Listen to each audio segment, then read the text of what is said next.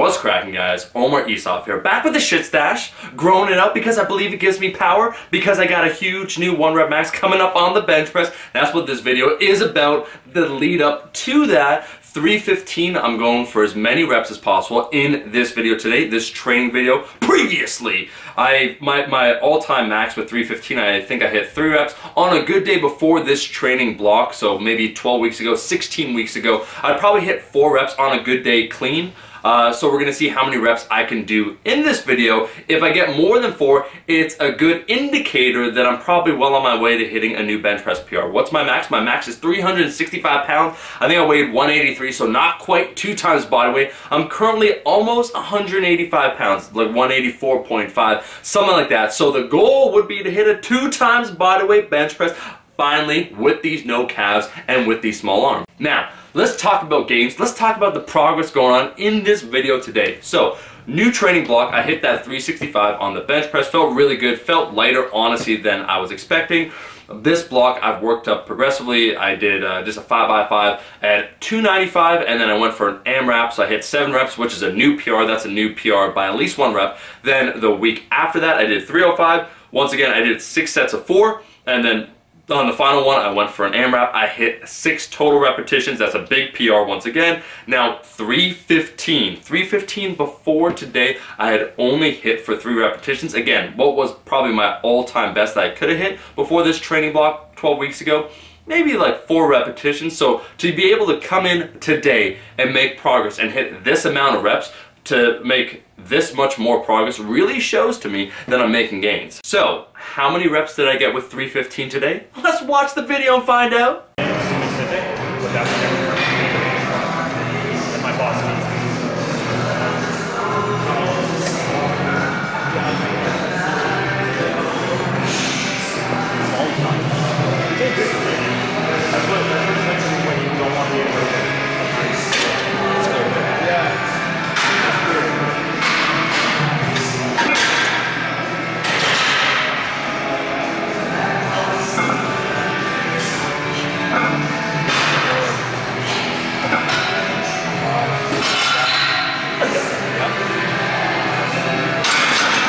Okay, not bad, not bad, not bad. Still need some work, but I am very happy with this. This is the most amount of reps I've ever hit with 315. This is the strongest my bench press has ever felt.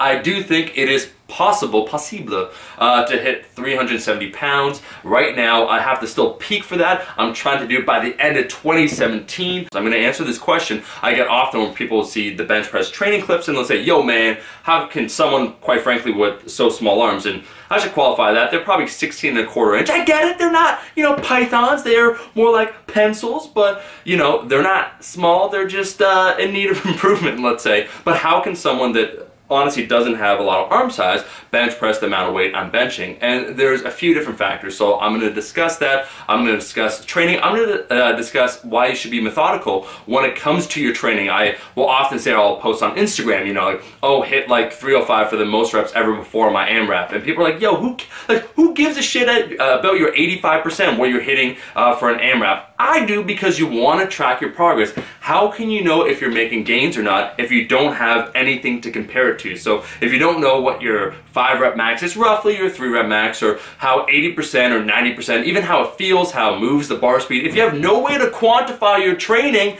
how can you assume you're making true progress? And that's why these days, when it comes to PRs, I don't enter PRs blindly. I don't go for a new 1 rep max, like on the deadlift when I deadlifted 602.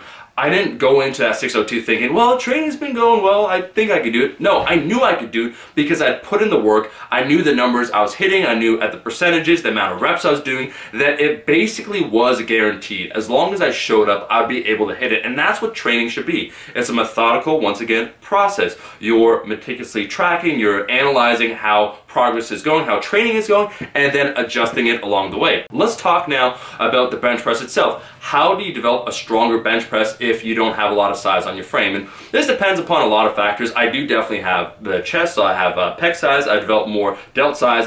In 2016, I was doing a lot of overhead press, at least 3 to 4 times per week, so I grew my delts. My delts are stronger and my back is stronger. So You don't need to have big arms to have a big bench press. It all depends upon your technique. If you're someone that benches a little bit closer, that's more tricep dominant. So you'll need to have, at the very least, strong triceps. Maybe not massive, but strong triceps. What I like to do, my short answer, is play to your strengths. I tried a whole phase where I was working, and I still do close grip bench press. I'm going to break that down.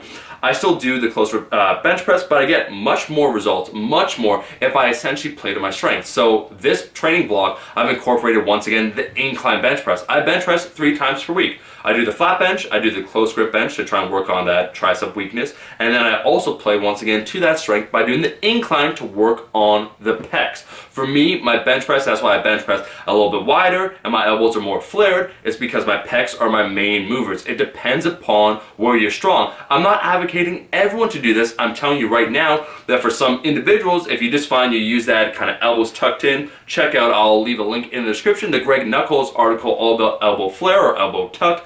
If you try that elbow tuck and just really over a period of 6 months, 8 months, you've been using it and you just don't feel strong, maybe consider going a little bit wider or flaring out those elbows earlier. It works for me. I've had 0 shoulder issues on the bench press, knock on wood. So again, it works right for me. I think you have to go with your body's morphology, and that's why, just judging basically by anatomy how I'm built, you see the pecs, I do have a decent sized pecs. It makes sense to try and use them then. So for me, I was kind of denying where I was strong for a while, but now I've gone to a more comfortable position. I've also developed the shoulder strength. So for me, the deltoids, what ends up happening on the bench press, especially if you got a little bit of leg drive, you have a little bit of an arch, the shoulders are essentially responsible for moving the bar kind of back. So you synchronize that with leg drive and it'll help get the bar off your chest. And so for me, basically, what my strength is moving the bar from the chest, so from this bottom position up to about just past the halfway point. That's where I'm really strong, and so hopefully that momentum continues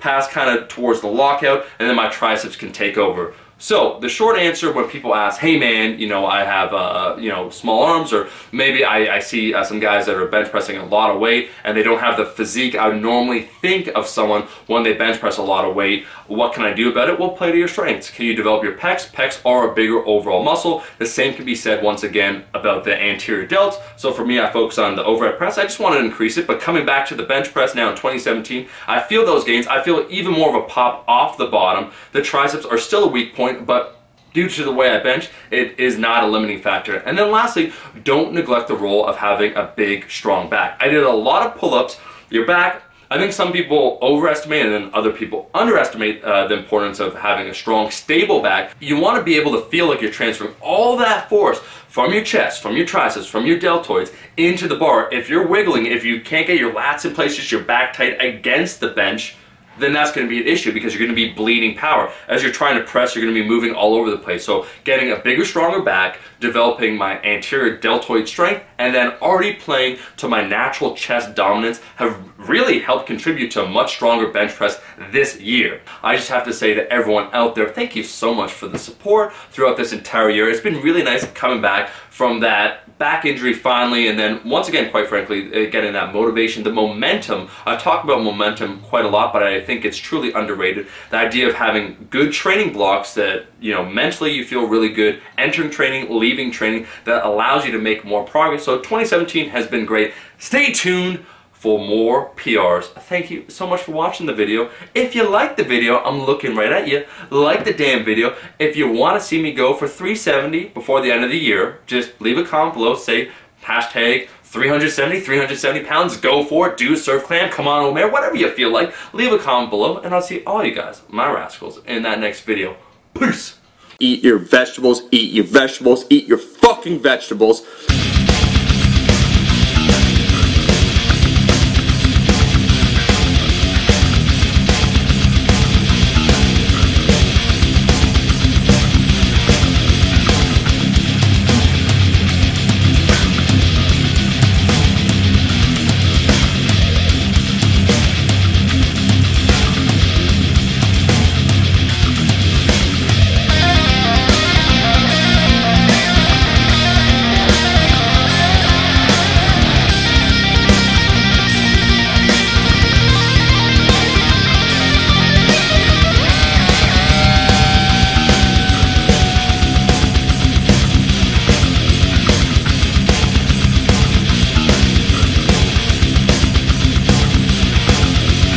We'll see all you guys, my rascals, in that next video.